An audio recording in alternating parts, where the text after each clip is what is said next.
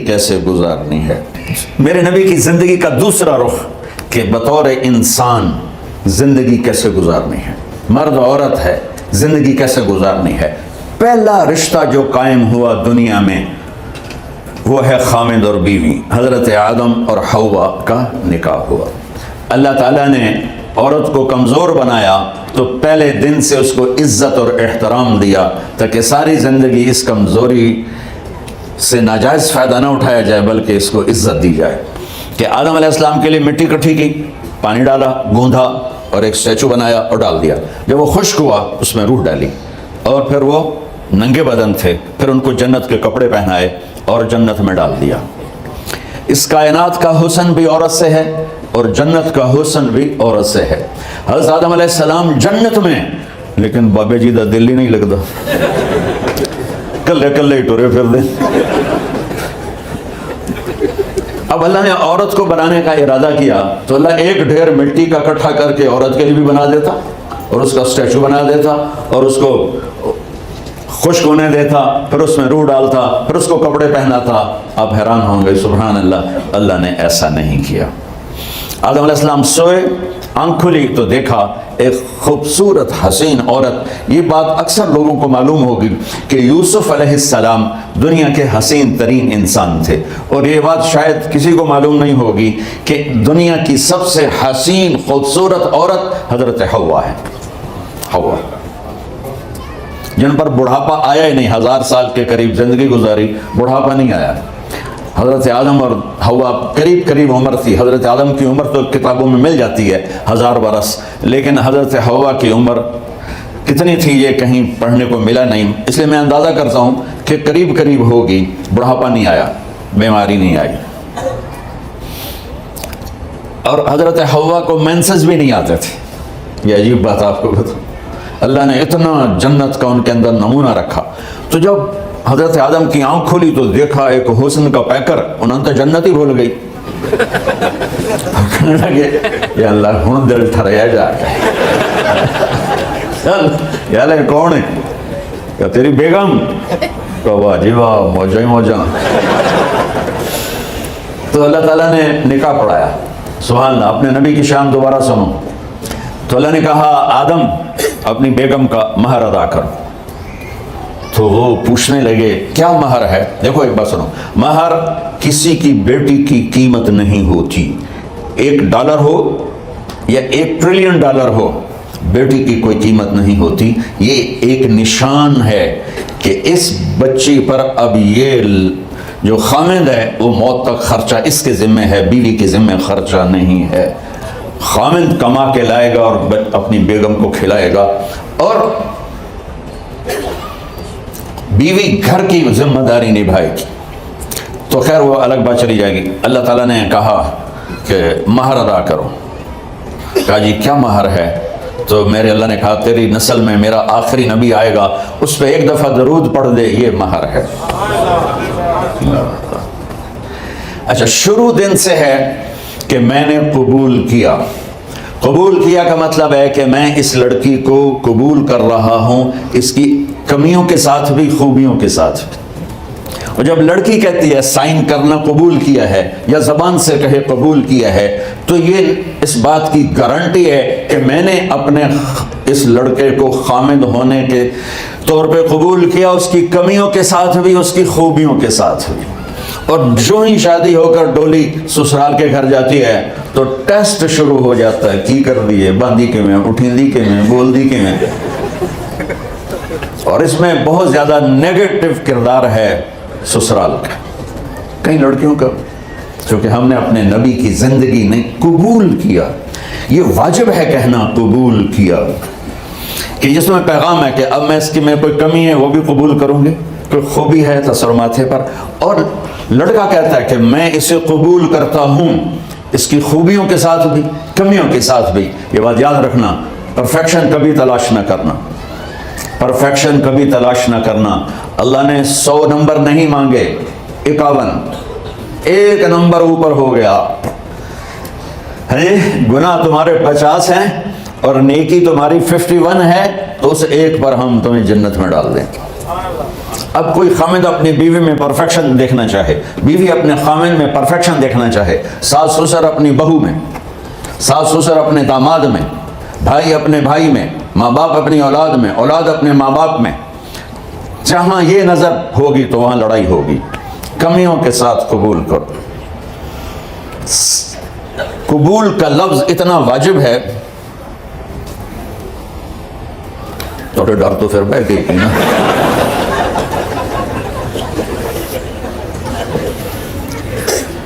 قبول کا لفظ اتنا ضروری ہے کہ اس کے بغیر نکاح ہی نہیں ہوتا۔ میں یہ کئی جگہ لطیفہ سنا چکا ہوں، اور واقعی قصہ بھی ہے، ایسے لطیفہ نہیں ہے۔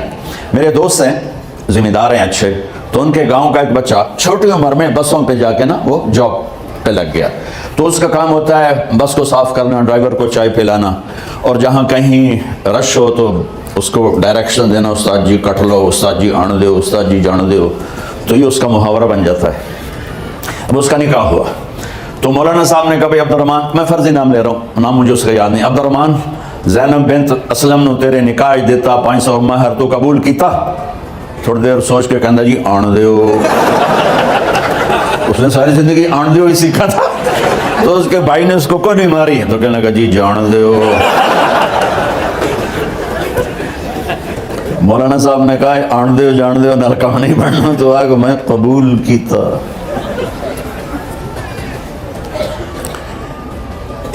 یہ بھی صحیح واقعہ سنا رہا ہوں۔ ایک نوجوان نے بیوی کو 3 طلاق دے دی کٹھی، اب ہو گیا پریشان، مولانا صاحب کے پاس گیا، کوئی میرے جیسا ہوگا، مولانا صاحب 3 طلاق دے بیٹھا، کوئی مسئلہ کا حرام، کہا جی کوئی رستہ حرام، کوئی گنجائش حرام۔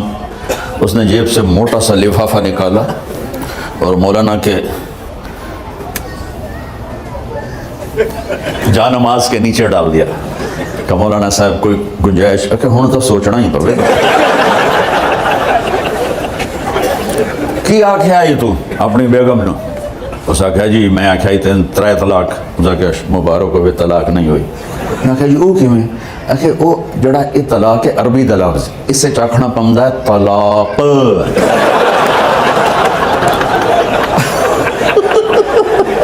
آپ کو صحیح واقعہ سنا رہا ہوں۔ تو تم نے تو چھوٹے کاف کے ساتھ کہا ہے طلاق، او کاف تو کتے آلا ہے، مجھا کر ایک لفافہ ہو رہا ہے تو چاہے ساری زندگی دا حلال کر دے۔ لفظ قبول اتنا ضروری ہے۔ تو میرے نبی نے 11 شادیاں کی، اللہ کی قسم شوق کی نہیں تھی۔ ما تزوجت وما زوجت الا بوحی من السماء نزل به جبریل، کہ لوگوں سن لو میری بات غور سے، مجھے عورت کی کوئی رغبت نہیں ہے، میں نے جہاں شادی کی، جہاں بیٹی کی شادی کی، پہلے اللہ نے آسمان سے جبریل بھیج کے حکم دیا، پھر میں نے قدم اٹھایا۔ تو پہلا رشتہ خامد اور بیوی ہے جو اس کائنات میں جڑتا ہے، یہ دنیا کا سارے رشتوں میں نمبر 1 رشتہ ہے، سب سے خوبصورت رشتہ ہے، سب سے اہم رشتہ ہے، سب سے بڑا رشتہ ہے۔ والدین کے لیے چند آیات ہیں، اولاد کے لیے چند آیات ہیں، بہن بھائیوں کے لیے چند آیات ہیں، خامد اور بیوی کے لیے سینکڑوں آیات ہیں، سینکڑوں۔ تو اگر آپ اپنے گھروں میں کامیابی دیکھنا چاہتے ہو، اپنے گھر کو ہاؤس کی بجائے ہوم دیکھنا چاہتے ہو، خوشی کا اگر آپ اسے گہوارہ بنانا چاہتے ہو، اللہ کی قسم ڈگریوں سے نہیں ہوگا، محبت سے ہوگا۔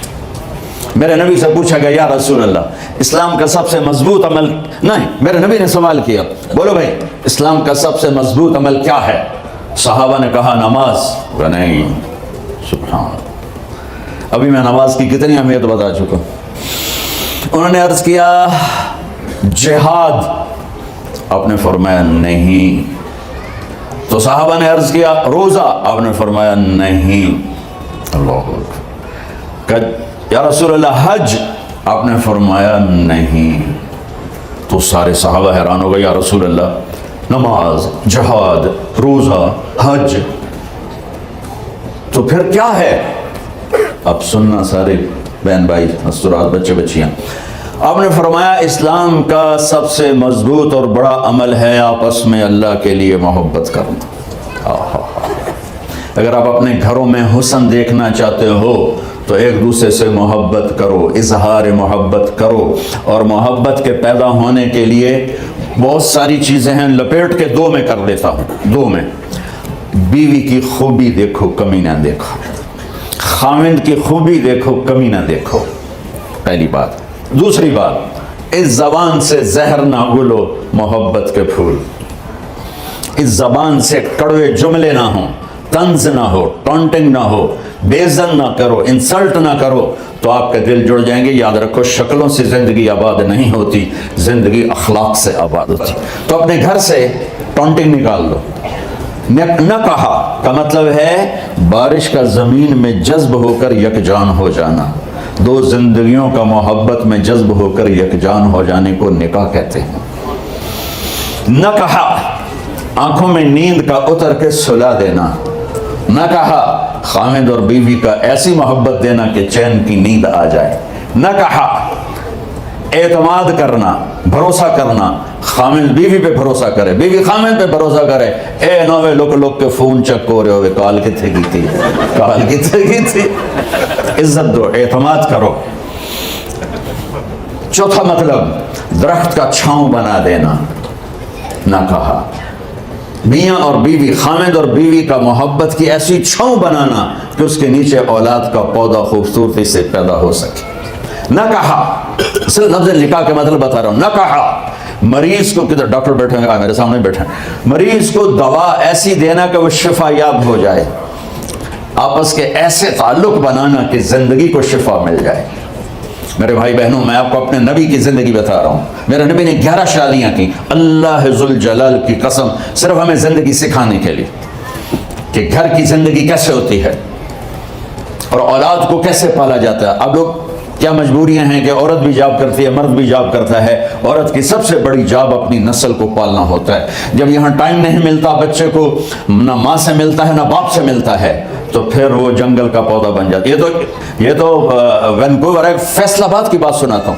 میرے بچے جس اسکول میں پڑھتے تھے ان کے پرنسپل سے میری دوستی تھی. میں ملنے گیا ایک دن، تو کہنے لگے یہ عجب واقعہ ہوا ہے کہ یہاں 2 بچے پڑھتے ہیں، ان کی ماں بھی ڈاکٹر ہے اور باپ بھی ڈاکٹر ہے. تو وہ دونوں آئے ہیں میرے پاس کہ ہمارے بچوں نے 3 دن ہو گئے ہیں گھر میں کھانا نہیں کھایا، تو ہم پریشان ہیں، ہمیں بتاتے نہیں. کائنڈلی آپ پوچھ کے بتائیں کہ وہ کھانا کیوں نہیں کھا رہے. ایک باری کر کے بھی کھا دے.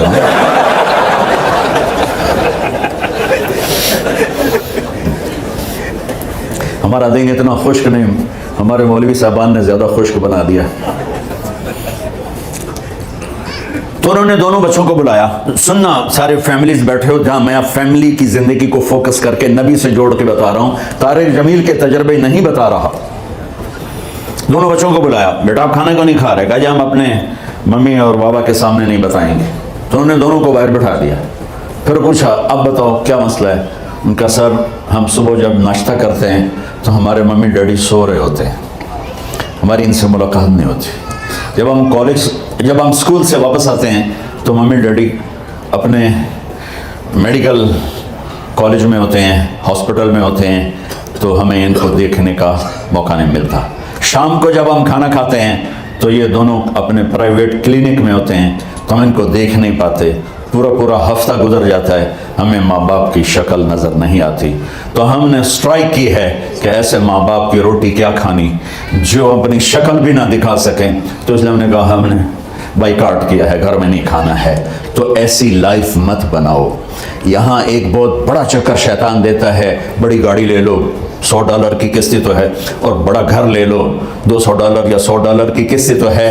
پھر میاں بھی کام کرے، بیوی بھی کام کرے، جو کہ بڑا گھر باقی رہے. تو خوشیاں تو مٹ گئیں. جو ڈبل جاب کرے گا، تو ڈبل جاب کرتے ہیں. ڈبل جاب کرنے والا بیچارہ تھکا ہوا ذہن لے کے آتا ہے، وہ کیسے ٹائم دے گا اپنے بچوں کو خوشی کے ساتھ؟ جو ماں جاب کر کے آئے گی پھر کھانا پکائے گی، وہ جب اتنی تھک جائے گی تو اپنے بچوں کو کھلا ٹائم کیسے دے سکے گی؟ پوری کائنات کی ذمہ داری تھی میرے نبی کے سر پر، اور آپ اس کے باوجود روزانہ حسن حسین کے لیے وقت نکالتے تھے. اور انہوں کو آ کر کوئی لیکچر نہیں. دیکھو ماں باپ سے ایک بات کرتا ہوں، لیکچر تھوڑا دو، محبت زیادہ کرو. یہ نہ کرو، یہ کیوں کیا، یہ کرو، یہ کرو، یہ چھوڑ کر صرف سینے سے لگاؤ. پھر محبت دو، کمیوں سمیت بچوں کو قبول کرو، ان کی زندگی تبدیل ہو جائے گی. اتنے بڑے نبی، اتنی بڑی ذمہ داری اور اتنا درد سینے میں کہ آپ کے سینے سے ایسے ابلنے کی آواز آتی تھی جیسے ہانڈی ابلتی ہے. اس کے باوجود آپ روزانہ کہتے این اللقا، میرے شرارتی بچے کدھر ہیں. تو وہ بھاگے بھاگے آتے. دیکھو میں فزیکل کر کے بتاؤں گا تاکہ آپ کو پتہ چلے زندگی کیسے گزر کہ میرے شرارتی بچے کدھر ہیں. 7 بر اعظم کی ذمہ داری ہے. اور تھوڑی چھوٹیاں چھوٹیاں جابن تو تسی کہتے ہو بزی بڑے ہیں، بزی بڑے ہیں. میرے نبی پہ 7 بر اعظم کے انسانوں کی ذمہ داری ہے اور آخری آنے والے انسان تک کی ذمہ داری ہے. اس سے بڑی جاب کس کی ہوگی کائنات میں؟ اور پھر آپ روزانہ آتے ہیں این اللقا، میرے شرارتی بچے کدھر ہیں. تو حسن حسین بھاگے بھاگے آتے. آپ ان کے لیے یوں ہو جاتے تھے، آؤ بھائی میری کمر پہ چڑھ جاؤ. اپنے نبی کی عظمت کو جانو کہ انہوں نے زندگی کیسے سکھائی.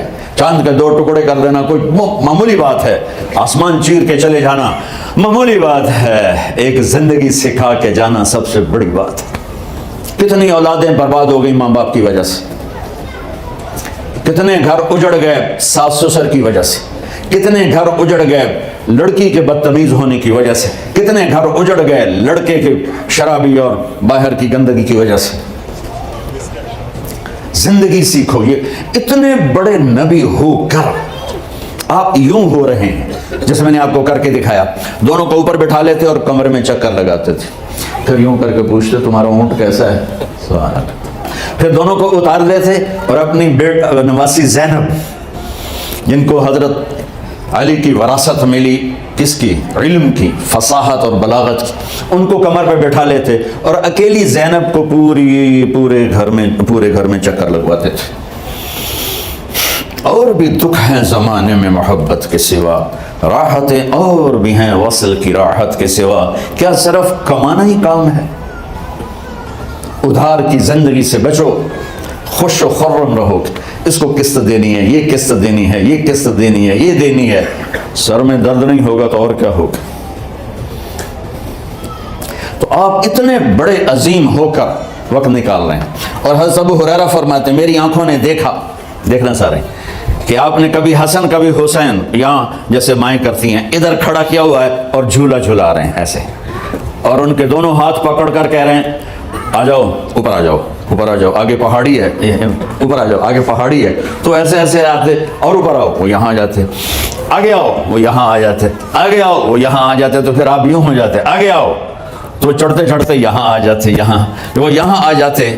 تو آپ ان کے ہاتھ فکس کر کے آگے بڑھ کر ان کے ہونٹوں کا بوسہ لیتے اور کہتے یا اللہ میں ان سے پیار کرتا ہوں، تو بھی ان سے پیار فرما.